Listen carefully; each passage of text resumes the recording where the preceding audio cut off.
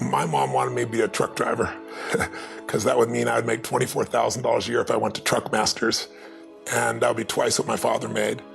And she thought that would happen, but something inside of me said, I don't want to drive a truck. There's something else that matters more to me, and I decided I was not gonna go for money instead of passion. And the rewards have been pretty amazingly better than being a truck driver. It's not bad being a truck driver, it's just not what I was after. And I look back, and one of the things that helped me was my original teacher, Jim Rohn, who was a personal development speaker I went to hear when I was 17.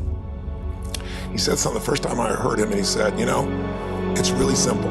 If you want life to change, you gotta change. If you want life to be better, you've gotta get better. It's the only way it happens. And luck will show up for people and it'll leave them. But if you're constantly improving who you are and what you give, game over.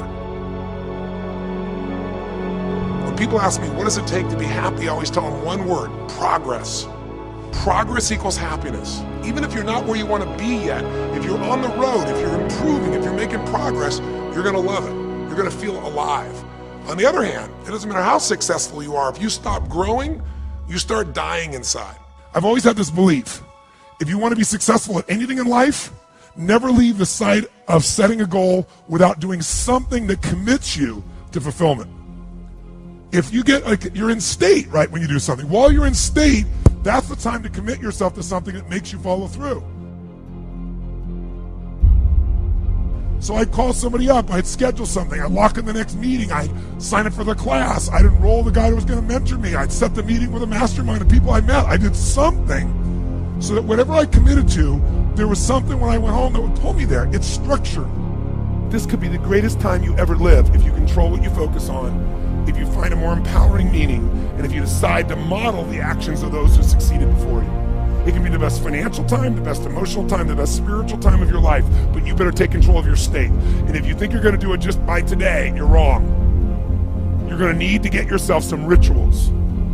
Right now, every one of you in this room is controlled by your rituals. I don't just mean this one, I mean every morning you get up. I know your body, I can look at your body right now, and I can guess your rituals. Some of you, your rituals to work out 5 times a week, I can see it clearly. 4 to 6 times a week, it's obvious. Because you couldn't look like that if you didn't do that. Some form of workout, I don't care if it's walking, lifting, whatever. Some of you, it's obvious that lifting weights is part of it. You can see by that man's muscles. I know what his rituals are, because your life comes from your rituals. If you don't develop the ritual, you're kidding yourself. How many agree with me on this? Raise your hand and say, I. And there are rituals that put you in state, and there are rituals that take you out of state. But if you've got what you know, that focus, the target, and you got the toolbox, and you're still not getting what you want, it's because you got inner conflicts. That's the third pillar. You've got to resolve your inner conflicts. Because that, as I try to explain to you, 80% of success in anything is your psychology, and 20% is the mechanics. So those inner conflicts are when you take 2 steps forward, you pull 3 steps back, right? When you say, boy, I'm totally committed to this, but you don't follow through. This is my expertise, the why guy part. Why? Why do you keep saying you want this? You have crystal clarity, you have the tools, and you're still not getting it? There's a conflict in you. Align your life with what is most important to you. And then once you are in a position where you're aligned, guess what you'll do? Take action. You won't even have to work at it. When everything's in alignment, there's nothing pulling you away, boom, you go for it. Progress comes when you tell yourself the truth and you're able to feel the uncertainty and take action anyway. The thing that stops us all is fear. It's no surprise. Fear of failure, fear of rejection, fear of the unknown, fear of not looking good. And that fear we could translate into the simple thing of uncertainty. Now, when you look at someone who's incredibly successful, you look at someone who's truly a leader in their life or in their field, the one thing they have in common is they exude this sense of certainty. And where's that come from? Is it inborn? Are they lucky? Are things just going their way? No, great leaders know how to step in the uncertainty and bring the certainty to the situation. Most people in life, we really feel like the level of stress in our life comes to how much of life do you feel like you control, or how much does life control you? Do you tend to control more of what's going on, or events controlling you? It's very easy to have those events start to take control unless we take control of what's between our ears, our own mind.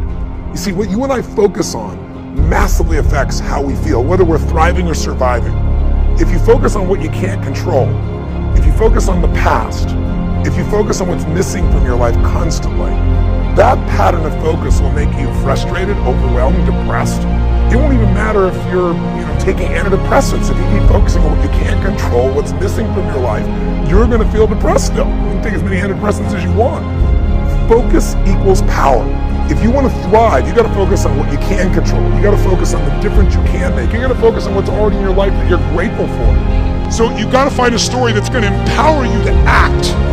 A story that's going to get you to find the breakthrough. Because otherwise, with a lousy story, you'll never find the strategy, or you'll come up with a reason why it's too expensive, you can't get there, you can't access it, or you'll even get the strategy and then half-assed apply it just so you can reward your story that says it doesn't work because I tried it. Resourcefulness is the ultimate resource.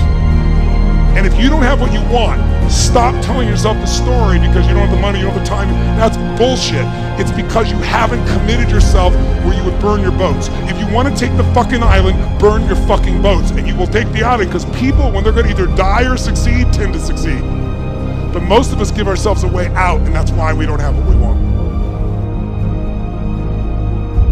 I was thinking about where this journey began for me, my desire to serve. Every day before I get on stage, I do this thing to whip myself into a peak state, and then my last words are, "Use me, Lord." That's my prayer. And every day my goal is to be a blessing in people's lives. Just do more, give more, share more, create more. And what you need will be there. It's like air. You don't stop to think about when you take a breath whether it'll be there or not. It's always going to be there. Yeah. You just got to do your part.